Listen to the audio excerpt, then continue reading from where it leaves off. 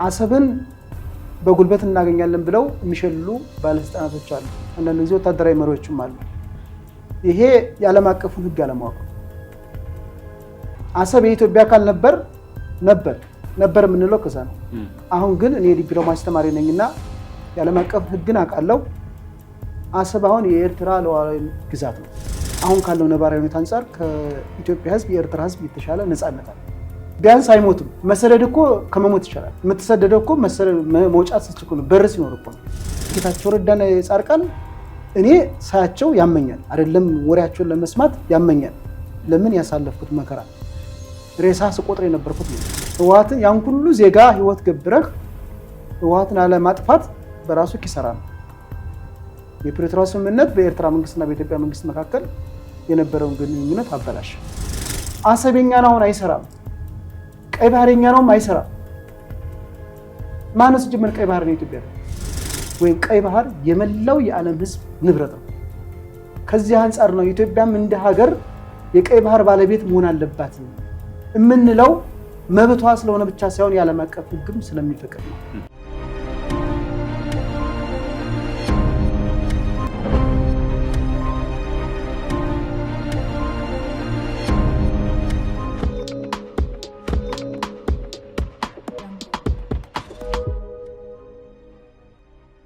በተለይ ከሰሜኑ ጦርነት ጋር በተያያዘ በዋነኝነት ፊት ለፊት ግንባር ላይ የምናገኛቸው ጌታቸውንና ጻድቃንን ሌሎችም አሉ እነ ደብረጽዮን ሌሎችንም ማንሳት እንችላለን። ሌሎች መሀል ፌደራል መንግስቱ ጋር መተው የገቡ አደባባይ ፊት ለፊት ያልወጡ ባለስልጣናት እንዳሉ እናውቃለን። እና ምናልባት ይህን ነገር በተለይ ሰሞኑን ከጠቅላይ ሚኒስትሩ ጋር የሚያደርጉትን እንቅስቃሴ ብዙ ፖለቲካ እንደዚህ ነው እንዴ የሚል እሳቤም ቅድም አንተም ስታነሳ ነበር እና እንደዛ የሚል እሳቤ ይነሳና እንደው ምን ታዘብክ?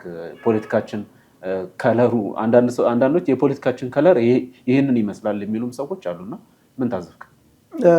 አሹ አንተ እንዳልከው ነው። በሰሜኑ ጦርነት እኔም ጌታቸው ረዳን ብዙ ጊዜ ደምስሼዋለሁ። የኢትዮጵያ ሚዲያዎች በተለይ የመንግስት ሚዲያዎች ብዙ ጊዜ ደምስሰውታል። ደብረጽዮንንም እንደዛው እነ ጻድቃን ብዙ ጊዜ ተደምስሰዋል። ዛሬ ደግሞ እነዚያ የተደመሰሱ ሰዎች በመንግስት ሚዲያ ሲፈነጽዙ ስታያቸው ወይም ከጠቅላይ ሚኒስትሩ ጋር አሸሸ ገዳሜ ሲሉ ስታያቸው ቅድም እንዳልኩ የኢትዮጵያ ፖለቲካ ስሪቱ ግቡም ይሆነው ፖለቲካው የሴራ ፖለቲካ ነው። የትም ጫካ ግባ፣ የትም ሰው ግደል፣ መጨረሻ ላይ ለመንግስት እጅን ከሰጠህ መንግስት ስልጣን ይሰጣል። ይሄ ሀቅ ነው። ህግ ቢኖር ፍትህ ቢኖር መከላከያ ሰራዊታችን ከጀርባ የጨፈጨፉ ያስጨፈጨፉ ኢትዮጵያን ያዋረዱ እነ ጌታቸው ረዳና ጻድቃን መኖር የነበረባቸው ቃሊቲ ነበር። ግን ፍትህ የለም፣ ህግ የለም። ፖለቲካው እንዳልኩህ ምንም ማርክ መጨረሻ ላይ ከመንግስት ጋር እሰራለሁ ካልክ መንግስት ላይሰንሱን ይሰጣል። መስዋዕትነት የከፈሉ መከላከያ ሰራዊታችን እኔን ጨምሮ መራራ ትግል ያሳለፍ ነው። ዛሬ በሀገራችን ተዋርደን ወይም ስለ ሀገራችን እንዳናወራ ታግተን ታፍነን ጌታቸው ረዳ ሰላም ሰባኪ ሆኖ በፋና በኢቢሲ ስታየው ከዚህ በላይ ሀገር መፍረስ የለም። አንዳንድ ሰዎች ኢትዮጵያ እኮ ያንሰራራች ነው፣ ኢትዮጵያ እኮ በልጽጋለች ሲባል ሰማለሁ። ሰው ማለት ሀገር ማለት ሰው ነው። ሰው ማለት ደግሞ እያንዳንዱ ዜጋ ነው። እያንዳንዱ ዜጋ በራሱ ሀገር ተከብሮ ሲኖር ማህበራዊ ህይወቱ፣ ፖለቲካው ተሳትፎ ምንም በለው የመናገር ነፃነት መብቱ ተከብሮለት በሀገሩ ተከብሮ የሚኖር ዜጋ ነው ሰው ማለት። ኢትዮጵያ ውስጥ ግን ሰው ከእንስሳም በታች ነው። ይህ ሆነው ቅድም እንዳልኩ ፖለቲካው የፈጠረው ነው። ኢትዮጵያ ውስጥ ሰው መግደል ተራ ነገር ነው። ይሄም የፖለቲካው ትርክት ነው። ሚዲያዎቻችን እንደምታየው ወይም እንደምትሰማው በሰሜኑ ጦርነት ህወሓትን ምን ሲሉ የነበሩ የፖለቲካ መሪዎች ወይም ባለስልጣን አሁን ከጌታቸው ረዳ ጋር ከጻድቃን ጋር ሻይ ቡና ሲሉ ታገኛቸዋለህ። ይሄ እኔ ሳይሆን እነሱ ናቸው ማፈሪያ። ለምን ይሄን ያልኩበት ምክንያት የሰሜኑ ጦርነት ባይጀመር አማራ ክልል ጦርነት አይጀመርም። አማራ ክልል የወደመው ንብረት የሚያሳስበው የመንግስት ባለስልጣን ከህወሓት ጋር አብሮ አይሰራም። አንዳንድ ጊዜ አንተ እንደምሰማው ወይም ሁላችንም እንደምናውቀው ስለ ባንዳ ይወራል። ባንዳነት ምን ማለት ነው? ለእኔ ባንዳነት ማለት ኢትዮጵያን ከሚወጋ ኢትዮጵያን ለማፍረስ ከሰራ ፖለቲካ ፓርቲ ወይም ግለሰብ ጋር መስራት ባንዳነት ነው። ከጌታቸው ረዳ ጋር መስራት ባንዳነት ነው። ከህወሓት ጋር መስራት ባንዳነት ነው። ከዚህ በላይ ባንዳነት የለም። ጁንታ ታስታውሳለህ? ጁንታ የኢትዮጵያ ህዝብ ሳይቀር ብሔራዊ መዝሙር ነበር። አሁን አማራ ክልል ጃውሳ፣ ሌላም ኦሮሚያ ክልልም ብዙ ስም ይሰጣሉ። በጣም የሚያሳዝነው እነዛ ስም የሚሰጡ ግለሰቦች አማካሪ ናቸው። ሚዲያ ላይ ወጥተው ስለ ወል ትርክት ወይም ስለ ሀገራዊ ትርክት ሲያወሩ ትሰማለህ። ግን የነጠላ ትርክት ደራሲ ናቸው። ለአንዲ ማህበረሰብ ስም ከመስጠት የትግራይ ህዝብ ጁንታ ከምትለው የትግራይ ህዝብ ችግር ምንድን ነው? ህወሓት የትግራይ ህዝብ የኢትዮጵያ ህዝብ ነቀርሳ ነው። ሁላችንም ጫካ የገባ ነው ልንታገለ ወደ ትግል የገባሁት ነኝ ጨምሮ ህወሓት የሚባል ፓርቲ መጥፋት አለበት ብለን ነበር። እኔም የታገልኩት ሌሎችም የታገሉት። ግን የሰሜኑ ጦርነት ሚሊየንስ ሰው አለቀ። የትግራይ ወጣቶች አለቁ። መከላከያ ሰራዊቶችን አለቀ። ሁሉም ኢትዮጵያኖች እናቶች ተዋረዱ፣ ሴቶች ህፃናቶች ተደፈሩ። ብዙ ነገር ተሰማ። ኢትዮጵያ በዓለም መድረክ ተዋረደች። እነዚያ ያዋረዱት ዛሬ በክብር ይኖራሉ። ከዚህ በላይ ሀገር መፍረስ የለም የሚል ከዚህ አንፃር ነው። ስለዚህ ጌታቸው ረዳና የጻድቃን እኔ ሳያቸው ያመኛል። አይደለም ወሬያቸውን ለመስማት ያመኛል። ለምን ያሳለፍኩት መከራ ሬሳ ስቆጥር የነበርኩት ነው። የእናቶችን መከራ የሴቶችን መከራ የሚደርስባቸውን ባይኔ ሳይ የነበርኩት እኔ ነኝ። ስለዚህ እንዳልኩ የሀገራችን ፖለቲካ ምንም ማርግ ምንም ለመንግስት እጅን ስጥ። ኦሮሚያ ክልል እኮ ጫካ ሰው ሲገሉ ሲጨፈጭፉ የነበሩ ዛሬ እጅ ሰጥተው ስልጣን ይዘዋል። በተመሳሳይ አማራ ክልል እነ ጌታቸው ረዳ በፕሪቶሪያው ስምምነት ከመንግስት ጋር ተደራድረው 4 ኪሎ ወይም አዲስ አበባ ሲመጡ የተሸለሙት የኢትዮጵያን ካርታ ነው። ሀገር ለሚያፈርስ ሰው ኢትዮጵያን ለሚያፈርስ ሰው የኢትዮጵያን ካርታ ከሸለምክ በርታ የኔ ጀግና እንደማለት ነው። ስለዚህ የነ ጌታቸው ረዳና ጄኔራል ጻድቃን እንደዚህ መሆን ለኔ ብዙም አዲስ አይደለም። ለምን የሀገራችን ፖለቲካ ለሚያውቀው ሰው ይሄ አዲስ ነገር አይደለም። ግን የሰሜኑ ጦርነት ቁሟል። ጦርነት ከዛ በኋላ ቢቀር አማራ ክልል ጦርነት ባይኖር፣ ኦሮሚያ ክልልም ጦርነት ባይኖር፣ የትግራይ ህዝብ ነፃ ቢወጣ መላው የህወሓት አባል አዲስ አበባ መጥተው ቢኖሩ ቢዝናኑ ደስ ይለኛል። ግን የነሱ ችግር እነሱ የፈጠሩት መከራ አሁን በቀጠለበት ሁኔታ ከነሱ ጋር አብረህ መስራት በጣም ያሳዝናል። ግን ምንም ማድረግ አንችልም። አንተና ልጅ እናወራለን እንጂ ለውጥ ማምጣት አንችልም። እና ምንድነው ለውጥ ማናመጣው? ማን ይሰማናል? ቅድም ለማንሳት ሞክሬያለሁ። ኢትዮጵያ ውስጥ ያለው መከራ የሚያሳስባቸው የሀገር ሽማግሌዎች፣ የሃይማኖት አባቶች፣ ምሁራኖች አሉ። ግን ማን ያሳትፋቸዋል? አንድ ለምሳሌ ሀጂ ሙፍቲ ማንሳት ትችላለህ፣ ነፍሳቸውን ይማርና ከሳቸው በላይ ኢትዮጵያዊ ሰው አለ ብዬ መውሰድ አልችልም። በየትኛው ሚዲያ ነፍሳቸው ስለ ትውልዱ እንዳስተምሩ እድል የሰጣቸው አይቻልም እኮ።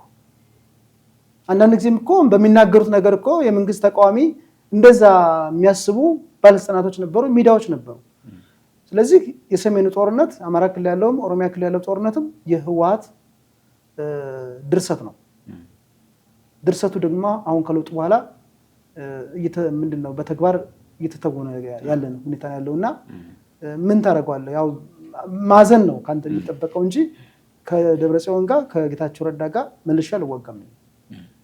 ስለዚህ ፖለቲካውን እድል የሰጣቸው መንግስት ነው እድል የሰጣቸው። ለምን እድል ሰጣቸው? መንግስትን መጠየቅ ነው የሚሻለው።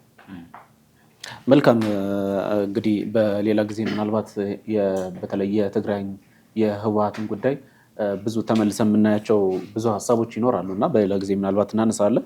ምናልባት በመግቢያ ያነሳ ነው ሌላኛው አንደኛው ርዕሰ ጉዳይ ወደ እሱ እንሂድና በተለይ አንተም ከዚህ ጉዳይ ጋር በተለይ በምስራቅ አፍሪካ ፖለቲካ ጉዳዮች ላይ በተለይ በውሃ ጉዳዮች ላይ ብዙ ሀሳቦችንም ትሰጣለህ እና እንደው የኤርትራንና የኢትዮጵያን ጉዳይ ወዴት ያመራ ይሆን? በተለይ ኢትዮጵያ እየሄደችበት ያለችው መንገድ ትክክል ነው ወይ? አዋጭ ነው ወይ? ብዙዎች የሚያነሱትና የሚያነጋግር ሀሳብ እንደሆነ ይታወቃልና የኢትዮ ኤርትራ ጉዳይ እንዴት ታየዋለህ? በተለይ ኤርትራ በተባበሩት መንግስታት ድርጅት የምታነሳቸው ጥያቄዎች በኢትዮጵያ ታሪካዊ ጉዳዮች ላይ ሁሉ የምታነሳቸው ጉዳዮች እንዲሁም ደግሞ ወቀሳዎችም እያነሳች ስለሆነ ይህን ጉዳይ እንዴት ታየዋለህ? ከሱም ጀምር። ኢትዮጵያና ኤርትራ እንግዲህ እንደሚታወቀው አንድ ሀገር ነበሩ ነው የሚለው። ከለውጡ በፊት ያለውን ሁኔታውን ሁላችንም እናውቀዋለን። ክቡር ጠቅላይ ሚኒስትራችን ወደ ስልጣን እንደመጡ አካባቢ በዓለም ኖቤል ተሸላሚ የሆኑበት የኢትዮጵያና ኤርትራን ግንኙነትን በማደስ ነበር ያለት። በጠቅላይ ሚኒስትሩ ፍቅር ያላበረ ኢትዮጵያ ያለ ብዬ አላስብም፣ ኤርትራውያኖችም ጭምር። ለምን ከ20 ዓመት በላይ ያልተገናኘ ማህበረሰብ ሲገናኝ ከኢሳያስ አፈወርቂ ጋር ጠቅላይ ሚኒስትሩ የሚያደርጉት ግንኙነት ከምንም በላይ ሀገራዊ አንድነትን፣ ፍቅርን የሚተርክ ነው ወይም በግልጽ የሚያሳይ ነው እና በዛን ሰዓት ከተደሰቱ ኢትዮጵያኖች አንዱ ነው የነበርኩኝ። ያ ግንኙነት ጅምር ላይ ያለ የሰሜን ጦርነት ተፈጠረ። በሰሜን ጦርነት እንደምታስታውሰው ከኢትዮጵያ መንግስት ጎን የተሰለፈች ብቸኛው ሀገር ኤርትራና የኤርትራ ህዝብ ነው፣ ሻዕቢያ ማለት ነው። የሰሜን ጦርነት አብረን ተዋግተናል። ለምን ይሄን መካድ የለብን። አሁን አንዳንድ ሚዲያዎች በተለይም ደግሞ ማህበራዊ ሚዲያውን የሚዘውሩት የሚዲያ ሰራዊትን ማለት ትችላለህ፣ ባለስልጣናቶችንም ማለት ትችላለህ፣ ህወሓት ከሻዕቢያ ጋር ይሰራል ባንዳ ነው፣ ፋኖ ከሻዕቢያ ጋር ይሰራል ባንዳ ነው ሲሉ ትሰማለህ። በሰሜኑ ጦርነት መንግስትና ሻዕቢያ ኤርትራም ትግራይ ክልል ከተዋጉ ህወሓትና ሻዕቢያ አማራ ክልል የሚዋጉ ምንድን ነው ልዩነቱ? ማን ነው ባንዳው? ባንዳው ባንዳነትን ያስተማረ ነው ወይስ ባንዳነትን የሚተገብር ነው? ባንዳነትን እኮ አንድ ተማሪ የተማረውን ትምህርት ይተገብራል አይደል? ስለ ባንዳነት ካስተማርከው የባንዳነት ገጸ ባህሪ ነው የሚሸከመው ወይም የሚላበሰው። ስለዚህ የኢትዮጵያና ኤርትራ ግንኙነት እንዳልኩ መልካም ጅማሮ ነበረው። የፕሪቶሪያው ስምምነት አበላሸው። የፕሪቶሪያው ስምምነት በዋናነት የሻዕቢያ ወይም ኤርትራ መንግስት በሰሜን ጦርነት ከመንግስት ጎን ተሰልፎ የነበረው ህወሓትን ለማጥፋት ነበር። አልሆነም። ህወሓት መጥፋት አልቻለም። በአሜሪካ ደግነትም በመንግስት እንዝላልነትም ህወሓት ተርፏል። በሰሜኑ ጦርነት ውጊያውን መንግስት አሸንፏል። ጦርነቱን ህወሓትን ያሸንፋል። ጦርነት ፖለቲካ ነው። ህወሓትን ያን ሁሉ ዜጋ ህይወት ገብረህ ህወሓትን አለማጥፋት በራሱ ኪሳራ ነው። የፕሪቶሪያው ስምምነት በኤርትራ መንግስትና በኢትዮጵያ መንግስት መካከል የነበረውን ግንኙነት አበላሽ። ዛሬ ግራጁዋሊ ወይም በሂደት እየመጣ ያለው ችግር አሁን ያለው ነባራዊ ሁኔታ ነው። በተለይም ደግሞ ከኢትዮጵያ ብሔራዊ ጥቅም አንጻር የኢትዮጵያ መንግስት የባህር በር ጥያቄ አንስቷል። የባህር በር ጥያቄ መነሳቱ በጣም መልካም ነገር ነው። ከለውጡ በፊት ሆን ተብሎ ኢትዮጵያ የባህር በር እንድታጣ፣ አሰብ ወደ ኤርትራ እንድትጠቃለል ተሰርቷል በሴራ። ያንን ደግሞ ተዳፍኖ ለውጥ መጥቶ አሁን መንግስት የባህር በር ጥያቄ ማምጣቱ መልካም ነው ምልክ ከዛ አንጻር ነው። ግን የባህር በር ጥያቄ ግብ አይደለም። ግቡ የባህር በር ማግኘት ነው። የባህር በር ለማግኘት ደግሞ መንግስት የሚሄድበት የዲፕሎማሲያዊ ግንኙነት ትልቁን ድርሻ ይይዛል። ከኤርትራ ጋር አሁንም ሰሞኑን በለው እያባላን ያለው የአሰብ ጉዳይ ነው። አሰብን በጉልበት እናገኛለን ብለው የሚሸልሉ ባለስልጣናቶች አሉ። አንዳንድ ጊዜ ወታደራዊ መሪዎችም አሉ። ይሄ የዓለም አቀፉን ህግ አለማወቅ ነው። አሰብ የኢትዮጵያ አካል ነበር የምንለው ከዛ ነው። አሁን ግን እኔ ዲፕሎማሲ ተማሪ ነኝና የዓለም አቀፍ ህግን አውቃለሁ። አሰብ አሁን የኤርትራ ሉዓላዊ ግዛት ነው። አሰብን ግን የኢትዮጵያ መንግስት ማስመለስ ይችላል። በምን? ባለም አቀፉ የውሃ ህግ ወይም የባህር ህግ መሰረት የባህር በሩን ማግኘት እንችላለን። ወይም በሰጥቶ መቀበል መርህ ለኤርትራ የሚገባ ተሰጥተን አሰብን የመጠቀም መብት አለን። ኢትዮጵያ የባህር በር ያስፈልጋታል የሚል ትውልድ ከዚህ አንጻር ይህንን ጥያቄ መቀበል አለበት። እነዚህ መንገዶች ኤርትራ ካልተቀበለችስ ብዬ ልሄድ ነው። የዓለም አቀፍ ህግ የሚለው መሰለህ የባህር በር የሌላቸው ሀገሮች የባህር በር ካላቸው ሀገሮች እኩል የመጠቀም መብት አላቸው። በሁለቱ ሀገራት ስምምነት ካልሆነ በስተቀር ምንም አይነት ክፍያ መክፈል የለባቸውም። ለምሳሌ አሁን ለጅቡቲ እንከፍላለን ኪራይ፣ በሁለቱ መንግስታት ስምምነት ነው እንጂ መክፈል አይጠበቅብንም። ለምን? ውሃ የማንም አይደለም፣ የዓለም ማህበረሰብ ነው። ከዛ አንጻር መንግስት ወደ አሰብ ከመሄዳችን በፊት የሶማሊላንዱ ስምምነት የአንካራውን ስምምነትን ማንሳት ትችላለህ። መንግስት ከኤርትራ ጋር በነበረው ግንኙነት ያ ግንኙነት በመበላሸቱ ወደ ሶማሊላንድ አማትሯል። ከዛም የሶማሊላንዱ አልተሳካም። ወደ አንካራ ወይም ሶማሌ ሄን እሱም አልተሳካም ምልክ በነበረው ስምምነት መሰረት ስላልሄደ መሄድ ስላልቻለ አልተሳካም ብዬ ነው የምወስደው። እንደ ካድሬ ተሳክቷል። ኢትዮጵያ በዲፕሎማሲ ስኬታማ ነች አይደለም። እኔ ሆዳም አይደለው። መንግስት የሶማሊላንዱም በር ሲዘጋበት ወደ ኤርትራ ነው ያማተረው። ማማተሩ ችግር የለውም። አሰብን ማግኘት ያለበት ግን እንዳልኩ በህግና በህግ ብቻ ነው። አሰብ የኛ ነው። አንዳንድ ጊዜ እኮ ኤርትራም የኛ ናት።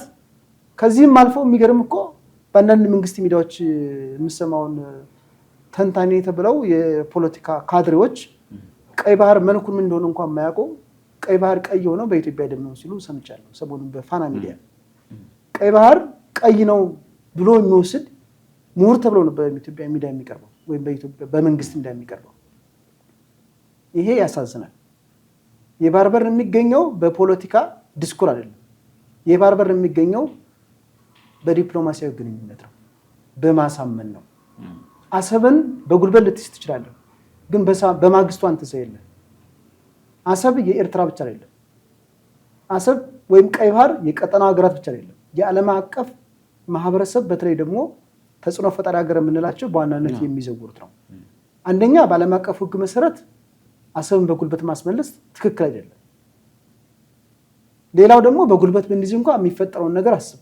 እኛ እርስ በርሳችን መሸናነፍ ያቃተን፣ የሰሜኑ ጦርነት አሸናፊም ተሸናፊም የሌለው፣ አማራ ክልል ያለውን ጦርነት መንግስት ማሸነፍ ተስኖት ፋኖም ማሸነፍ ተስኖት እየተገዳደልን ባለበት ሰዓት የእኛን ችግር መፍታት ሳንችል እኛ መጀመሪያ መሸናነፍ ሳንችል ከኤርትራ ህዝብና መንግስት ጋር ተዋግቼ አሰብን አስመልሳለሁ ማለት ይሄ ቅዠት ነው። እየቃዡ ነው ሰዎች። ትክክልም አይደለም። ኤርትራ ግን አሰብን ለኢትዮጵያ መስጠት አለባት። መስጠት ያለባት እንዳልኩ በሰጥቶ መቀበል ሊሆን ይችላል፣ ወይም በሁለቱ ሀገራት ስምምነት ሊሆን ይችላል። ከዚህ ውጭ አሰብን በጉልበት ማግኘትና ከለውጡ በፊት አሰብን በሴራ ማጣት ልዩነት የላቸው። አንዳንድ ጊዜ አሁን ሁሉም ሰሞኑን በተለይ አሰብ የኢትዮጵያ ነው እናስመልሳለን ጀግናው መከላከያ ሰራዊታችን የሚሉ የሚዲያ ሰራዊት ሚዲያውን በጣም ተቋጥሮታል። ሂደው ግን አይዋጉ። ይህ መከላከያ ሰራዊት በሰሜን ጦርነት በላው። ዛሬ አንተ የት ነው ያለው? በጦርነት የሚመጣ ለውጥ የለም ወይም በጦርነት የሚፈታ ችግር የለም የምንለው ከዛ አንፃር ነውና አሰብ ያስፈልገናል፣ የባህር በር ያስፈልገናል። ምን ጥያቄ የለው። 130 ሚሊዮን ህዝብ ያላት ሀገር ከቀይ ባህር 65 ኪሎ ሜትር አካባቢ የምትርቅ ሀገር ብቸኛዋ ኢትዮጵያ ነችና የባህር በር ያስፈልጋታል። ማግኘት ያለብን ግን በስራና በስራ ብቻ ነው። የኢትዮጵያን የብሔራዊ ጥቅም ለማሳካት ብቻ ነው የምትሰራው ስራ አይደለም። ከጎረቤት ሀገራት ያለ ግንኙነት ይወስናል። ከዚህ አንፃር ኢትዮጵያ ነው ያለችው። ከሶማሊያ ጋር በለው ከጅቡቲ ጋር በለው ከኤርትራም ጋር ያለ ግንኙነት ጥሩ አይደለም። ኤርትራም ሶማሊያም ሱዳንም ጅቡቲም ወደ ግብጽ ሄደዋል። ወደ ግብጽ የሄዱት ግብጽ ዲፕሎማሲ ስራ ስለሰራች ነው። የኛ ዲፕሎማሲ ስራ መግለጫ ማውጣት ከዛ መከላከል ነው። ኤርትራ መሳደብ፣ ሱዳን መሳደብ፣ ሶማሊያ መሳደብ ነው የኛ ስራ። ለምን የሚሆነው ካድሬ ነው። ሚዲያ ላይ ወጥቶ የሚያወራው ካድሬ ነው። ስለ ዲፕሎማሲ የሚያውቀው ነገር የለም። በል ተብሎ የሚናገረው። ስለዚህ ኢትዮጵያ ብሔራዊ ጥቅሟን እያሳካች ሳይሆን ብሔራዊ ጥቅሟን ለማጣት እየሰራች ያለች ሀገር ነች ብዬ የምወስደው ከዚህ ነው። ህዳሴ ግድብ ማንሳት ትችላለህ። ህዳሴ ግድብ ዝም ብሎ የመጣ አይደለም፣ መስዋዕትነት ተከፍሎበት ነው። በዚህ አንፃር መንግስት መልካም ስራ ሰርቷል። መንግስት ሲሰራ ሰራ፣ ሲያጠፋ ደግሞ አጠፋ የሚል ትውልድ መፈጠር አለበት፣ የሚል መንግስት መፈጠር አለበት። አሁን መንግስት በየሚዲያዎቹ እንደምንሰማው በፖለቲካውም በማህበራዊም በሁሉም ዘርፍ ስኬታማ ነች ይላል መንግስት። በተለይ ደግሞ በባህር በር በዲፕሎማሲው ዘርፍ የተሰራው ስራ በጣም አመርቂ ነው። ከጎረቤት ሀገራት ጋር ጥያቄያችን ተቀባይነት አግኝተዋል ብሎ መግለጫ የሚሰጥ ወይም የሚወራ ካድሬ አለ። ከማን ነው ብትለው መልስ የለው። ኤርትራን እየተሳደብ ከኤርትራ የባህር በር ታገኛለህ። ሶማሊያን እየተሳደብ ከሶማሊያ የባህር በር ታገኛለህ። ቀጠናውን እያመስክ አማራ ክልል ያለ ጦርነት እኮ የኢትዮጵያ ብቻ አይደለም፣ የቀጠናው ጦርነት እኮ ነው። በጣም ከባድ ጦርነት እኮ ነው። ያው ስለማይወራ እኮ ነው ሱዳን ድረስ የሱዳን ጦርነት ራሱ። ስለዚህ ዙሪያህን በጥላት ተከባለ። በነገራችን ላይ በዲፕሎማሲ ጥላት የሚባል ነገር የለም። ለቃሉ ይቅርታ ነኝ። በዲፕሎማሲ ታሪካዊ ጥላት የሚባል ነገር የለም። ዲፕሎማሲ ሰላም ነው። ዲፕሎማሲ ብልጠት ነው። ዲፕሎማሲ በልጠን መገኘት ነው። ዲፕሎማሲ ቲፎዞ መፍጠር ነው። ኢትዮጵያ ከሶማሊላንድ ጋር ያደረገችው ስምምነት ከኢትዮጵያ ጎን ማንም ሀገር አልተሰለፈም። ለምን? ኢትዮጵያ የዲፕሎማሲ ስራ ስላልሰራች መግለጫ ብቻ የውጭ ጉዳይ መግለጫ ኢትዮጵያ የባህር በር ያስፈልጋታል 24 ሰዓት አሁን ሚዲያዎች የምትከታተል ከሆነ ኢትዮጵያ የባህር በር ያስፈልጋታል ከዚህ ውጭ አለፍ የለም። ይሄንማ ማንም ያውቃል እኮ። ስለዚህ ዲፕሎማሲ መስራት ነው። መንግስት ከዚህ አንፃር ዥዋዥው ነው የሚጫወተው። ፖለቲካ ነው የሚያራግበው ሚዲያችንና ከኤርትራና ከኢትዮጵያ ያለው ግንኙነት አሁን ወዴት ያመራል ካልከኝ በዚህ የሚቀጥል ከሆነ ወደ ጦርነት ነው የሚያመራው። ጦርነቱ ግን የኢትዮጵያና የኤርትራ ብቻ ሳይሆን የእጅ አዙር ጦርነት ነው የሚሆነው። ለኢትዮጵያም ለኤርትራም አደጋ ነው። ስለዚህ እና አደጋ መቀነስ የምትችለው ብልጠትን፣ ልምድን፣ ዕውቀትን መሰረት ያደረገ የዲፕሎማሲ ስራ ስትሰራ ብቻ ነው። መንግስት ግን እየሰራ አይደለም። ምሁራን እያሳተፈ አይደለም። ፖለቲካ ማራገብ ብቻ ነው። ይሄ ክፍተት የማይሞላ ከሆነ የባህር በር ጥያቄ ስንጠይቅ ነው የምንለው። ጥያቄ ደግሞ ጠይቀ ካልተመለሰልህ ችግሩ ያንተ ነው። የዲፕሎማሲ ስራ ደግሞ እንዳልኩህ ተጽዕኖ መፍጠር ነው። ኢትዮጵያ የባህር በር ቢኖራት ለቀጠናው ሀገር ምንድን ነው የሚጠቅመው የሚለውን ማስረዳት አለበት። ይህን የሚያስረዳ የመንግስት ሎቢ የሚያደርግ ዲፕሎማት የለም። በተለያዩ ሀገራት የኢትዮጵያ ዲፕሎማቶች አሉ። የትኛውም ሀገር ስለ ኢትዮጵያ ብሔራዊ ጥቅም ሲያወራ አንድ ዲፕሎማት መግለጫ ሲሰጥ ሰምተናል። የግብፅን በለው የጅቡቲን በለው ሂደው ደሞዝ ይከፈላቸዋል። ሲጀመር ከአመዳደቡን ጀምሮ ችግር ያለባቸው ናቸው።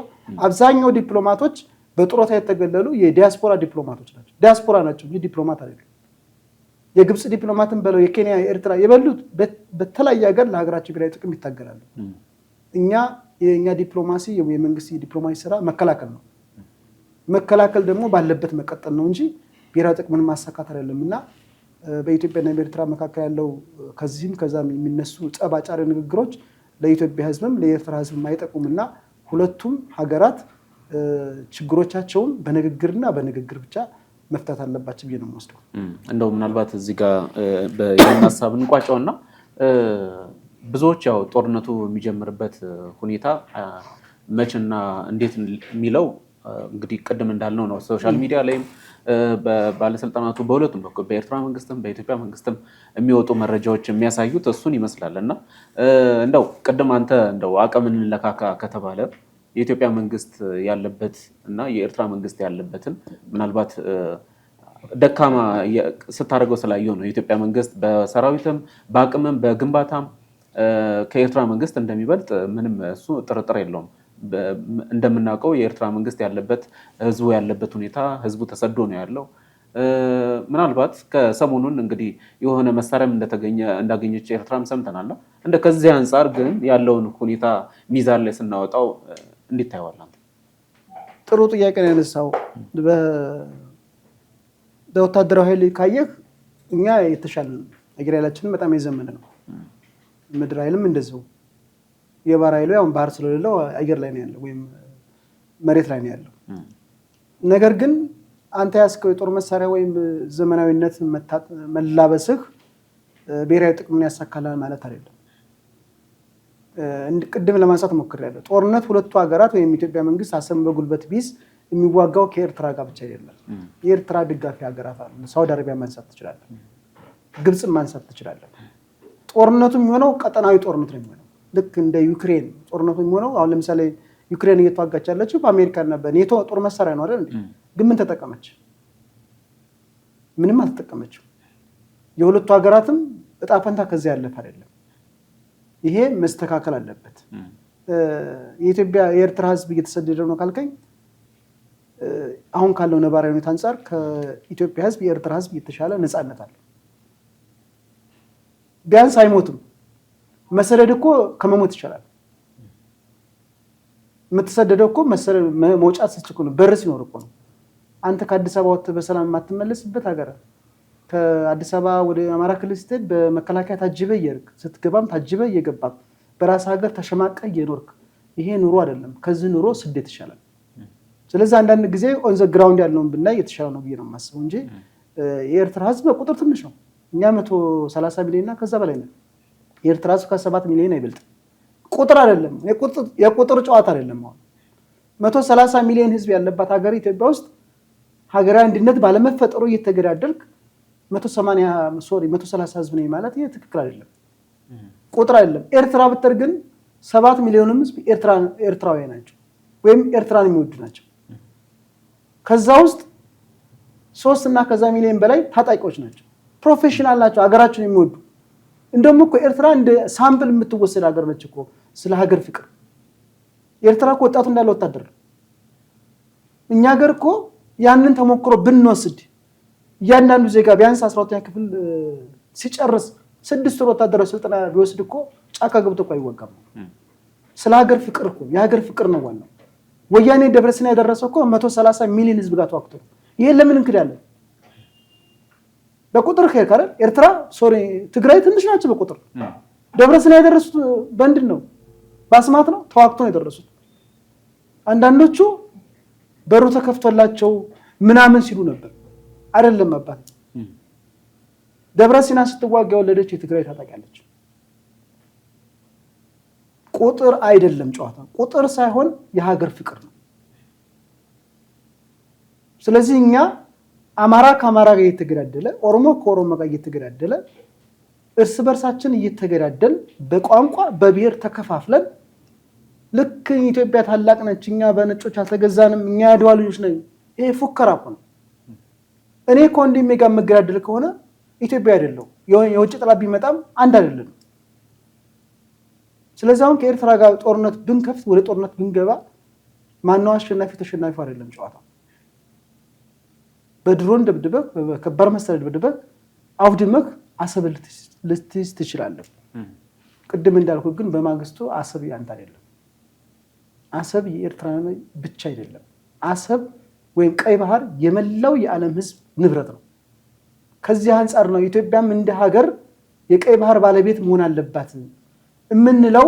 መብቷ ስለሆነ ብቻ ሳይሆን የዓለም አቀፍ ህግም ስለሚፈቅድ ነው። እኛ የባህር በር ማግኘት አለብን። 4 ነጥብ ከኤርትራ፣ ከሶማሊያ፣ ከጅቡቲ የራሳችን የባህር በር ማግኘት አለብን። የባህር ኃይል አለን። የባህር ኃይላችን መሬት ላይ መኖር የለበትም፣ ባህር ነው መኖር የለበት። ይሄ ደግሞ ለኢትዮጵያ ብቻ ሳይሆን ለቀጠናው ሀገር የሚጠቅም ነው። ኢትዮጵያ በሰላም ማስከበር በዓለም ተጽዕኖ ፈጣሪ ከሚባሉት ሀገሯ አንድ አለች። ሶማሊያ ማንሳት ትችላለን። ይሄ ዝም ብሎ የመጣ አይደለም።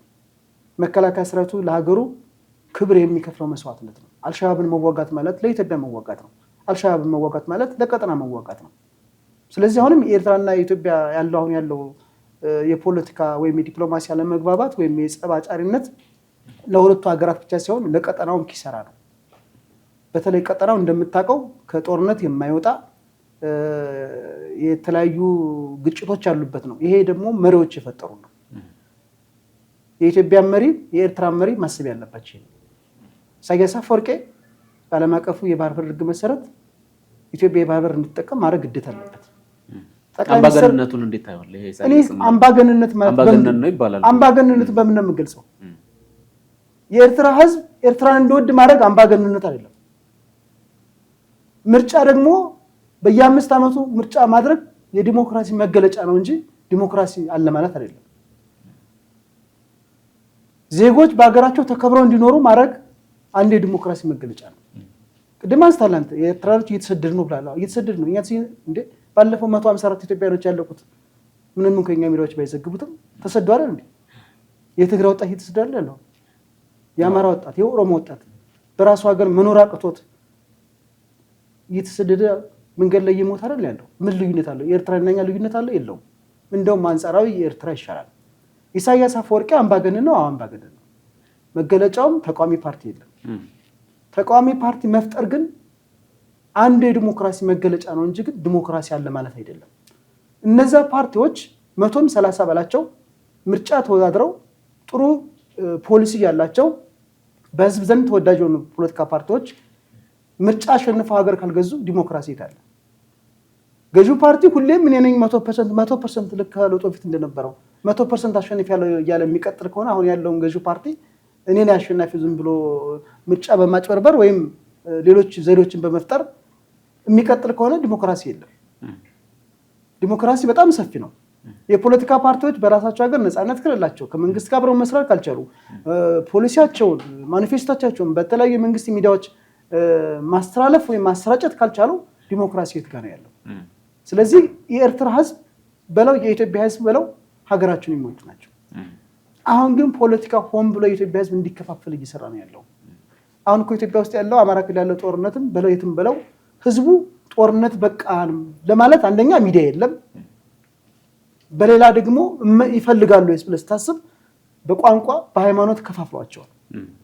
ስለ ሀገር ፍቅር ሳይሆን ስለነሱ ብሔር ስለነሱ ቋንቋ ብቻ እንዲያስቡ የመከፋፈል ስራ እየተሰራ ነው ያለው። ሀጂ ሙፍቲ እኮ ተናግረዋል እኮ። ስለዚህ በይሄ ባለበት ነባራዊ ሁኔታ ኢትዮጵያና ኤርትራ ማወዳደር በህዝብ ቁጥርም በሀገር ፍቅርም እኔ 100% የምናገረው ሀገር ፍቅር ቢኖረን አንገዳደልም። የሀገር ፍቅር ቢኖረን መከላከያ ሰራዊታችን ሌላ ስም አንሰጠውም። የሀገር ፍቅር ቢኖረን ለመከላከያ ሰራዊት ክብር ይኖረናል። ዛሬ መከላከያ ሰራዊትን የፓርቲ ጠባቂ ነው፣ የአንድ ብሔር ነው፣ ጨፍጫፊ ነው፣ ገዳይ ነው ሲባል እንሰማለን። እውነት ነው። ፖለቲካው የትም ቦታ ገብቷል። በሃይማኖት ተቋማት ውስጥ ገብቷል። መከላከያ ውስጥ ሊገባ ይችላል። መከላከያ ውስጥ ሰርጎ ገብቶ የፖለቲካ ዓላማ ያለው የብሔር ጥላቻ ያለው ድርጊት ሊፈጽም ይችላል። ይሄው ያለው ይሄ ነው። በሰሜኑ ጦርነትም ታይቷል። ይሄ ማለት ግን መከላከያ ሰራዊታችን ሀገር ወዳድ ነው ወይም መከላከያ ሰራዊታችን ሌላ ዓላማ አለው ማለት አይደለም። የመከላከያ ሰራዊት ዓላማ ለሀገር መሞት ነው። ሀገር የውጭ ጥላት ሲመጣ አትወረርም ምን እያለው ሀገር ያትፈርስም ብሎ ህይወቱን ነፍሱን መስጠት ነው የመከላከያ ሰራዊታችን ተልዕኮ ይሄ ነው። ፖለቲካው ግን ተልዕኮውን በማስቀየስ የራሱን እንጀራ እያበሰለበት ነው ያለው እና ይሄ በገዢው ፓርቲም በተቃዋሚ ፓርቲዎችም ያለ ችግር ነው። ስለዚህ አሁን ጦርነትን ንግባ አይደለም ትልቁ ነገር በሰላማዊ መንገድ ይፈርፈር እናገኝ። ሰላም ቅድም እንዳልኩ በዲፕሎማሲ ሰላም ነው ያለው። በዲፕሎማሲ የሀሳብ የበላይነት ነው ያለው። በዲፕሎማሲ በልጦ መገኘት ነው፣ ማሳመን ነው። እኔ አንተን የሆነ ነገር ካንተ ስፈልግ ማሳመን ካልቻልኩኝ አሰጠኝ ማለት ነገር የሆነ ነገር ጠይቄ ካንተ ማሳመን አለብኝ። ከቸገረኝ የቸገረኝ ለዚህ ነው በዚህ ገንዘብ በዚህ ቀን መልሳለሁ ምናምን ብዬ ማሳመን አለብኝ እንጂ ቸገሩኛ ገንዘብ ስጠኝ ብትለኝ አሰጠኝ። ሎቢ ያለ የፖለቲካ ስራ የሎቢ ስራ ነው። ይሄን መንግስት እየሰራ አይደለም። አሰበኛ ነው አይሰራም። ቀይ ባህርኛ ነው አይሰራም። ማነስ ጀመር ቀይ ባህር ነው ኢትዮጵያ አይደለም። ቀይ ባህር የዓለም ህዝብ ንብረት ነው። ቀይ ባህር የኔ ነው ካልክ እየተጣላ ያለው ከኤርትራ ጋር ብቻ አይደለም ከጎረቤት ሀገራት ጋር ነው እየተባለ ያለው። ቀይ ባህር የኔ ነው ብለህ ከቀይ ባህር የባህር በር ማግኘት አይቻልም። ስለዚህ አንዳንድ ጊዜ መንግስት ሚዲያዎች ኃላፊነት ቢወስዱ ይገባኛል፣ የፖለቲካ ተጽዕኖ አለባቸው። ነገር ግን አንዳንድ ጊዜ መስዋዕትነት ትከፍላለህ። መስዋዕትነት ለመክፈል ደግሞ ሙያህን ማክበር አለ። የሚዲያ ኃላፊዎችም የማንም ካድሬ የመጣ የሚዲያውን ስም ማጥፋትም የለበትም። የዲፕሎማሲ ስራ እውቀት ይጠይቃል፣ ልምድ ይጠይቃል። ሀገርን ማወቅ አለብህ። የሀገር ፍቅር ሊሆን ይገባል። የመንግስት ደጋፊ ስለሆንክ ብቻ ሀገር ወዳድ ነህ ማለት አይደለም። የመንግስት ተቃዋሚ ስለሆንክ ብቻ ሀገር ወዳድ ነህ ማለት አይደለም። ኢትዮጵያንም ለማዳን መንግስትን መደገፍ ወይም መንግስትን መቃወም መፍትሄ አያመጣም። ወይም ተቃዋሚዎችን መደገፍ ወይም ተቃዋሚዎችን መቃወም መፍትሄ አያመጣም። መፍትሄ የሚያመጣው ጠረጴዛ ቁጭ ላይ የምናገረው ጠረጴዛ ላይ ቁጭ ብሎ ምንድን ነው ችግሩ? አማራ ክልል ያለው ጦርነት ምንድን ነው ችግሩ? ከኤርትራ ጋር ያለን ግንኙነት ምንድን ነው ችግሩ ብሎ ቁጭ ብሎ መነጋገር ነው። መንግስት የራሱ ደካማ ጎን አለበት። ታጣቂዎችም እያንዳንዱ ዜጋ የራሱ ደካማ ጎን አለበት። ሀገርን ማስቀደም ለኢትዮጵያ ሰንደቅ ዓላማ ክብር ራስን አሳልፎ መስጠት ነው። ሀገር መውደድ ሀገሩን የሚወድ ሰው ጥላቻ አይኖረውም። ሀገሩን የሚወድ ሰው የኢትዮጵያን መልካም መጥፎ ነገር አይመኝም። ስለዚህ ሁሉ ነገር ያለው ሀገር ፍቅር ላይ ነውና በኢትዮጵያና በኤርትራ መካከል ያለውን ሁኔታ መፈታት ያለበት የኢትዮጵያን ብሔራዊ ጥቅም ባከበረ መልኩ የኢትዮጵያን ዘላቂ የሚቀጥለውን ትውልድን ጠቃሚ በሚያደርግ መልኩ ነው መፈታት ያለበት እንጂ ማንም እየወጣ አሰበኛ ነው ቀይ ባህረኛ ነው ይሄ ሽልላ ካልሆነ በስተቀር ለኢትዮጵያ መፍትሄ ያመጣም ለቀጠናውም ለኤርትራም የሚጠቅም አይደለም። ስለዚህ ወደ ራሳችን ቀልባችን መመለስ አለብን ማለት ነው። መልካም አቶ ጥላሁን እጅግ አድርጌ አመሰግናለሁ። ብዙ ሀሳቦችን ብናነሳ ደስ ይለኛል። ያው ሰዓት ገድቦን ነው። በሌላ ጊዜ ብዙ የምናነሳቸው በተለይ ደግሞ ቀጠናዊ ጉዳዮች እንዲሁም ደግሞ ሀገራዊ የሆኑ ጉዳዮች ይኖራሉ። በተለይ ከዚህ ከቀይ ባህር ጋር በተያያዘ በቀጣይ ብዙ የምናነሳቸው ሀሳቦች ይኖራሉ፣ ይዘን እንመለሳለን። ለዛሬ ግን አብረን ስለነበርክ ሀሳብን ስለሰጠህን እንዲሁም ደግሞ ኢትዮጵያን የመውደድ ስለ ኢትዮጵያዊነት ስላወራን አብረን እጅግ አድርጌ አመሰግናለሁ። በቀጣይ እንገናኛለን። ለጊዜው እና ለዚህ ሰዓት ስለሰጠን ጊዜ እያመሰገንኩ የዛሬውን በዚህ እናብቃ። አመሰግናለሁ። መልካም ውድ ተመልካቾቻችን የዛሬውን ፕሮግራማችንን ያያችሁትን ይመስላል። አብራችሁን ስለነበራችሁ እጅግ አድርገን እናመሰግናለን። በቀጣይ ሌሎች ሀሳቦች እንዲሁም ደግሞ የተለዩ መረጃዎችን ይዘን እንመለሳለን። ይህንን መረጃ ደግሞ ላልደረሳቸው ሼር፣ ላይክ፣ ሰብስክራይብ በማድረግ እንድታደርሱ በአክብሮት እየጋበዝን የዛሬውን ፕሮግራማችን በዚህ አበቃን። መልካም ጊዜ ይሁንላችሁ።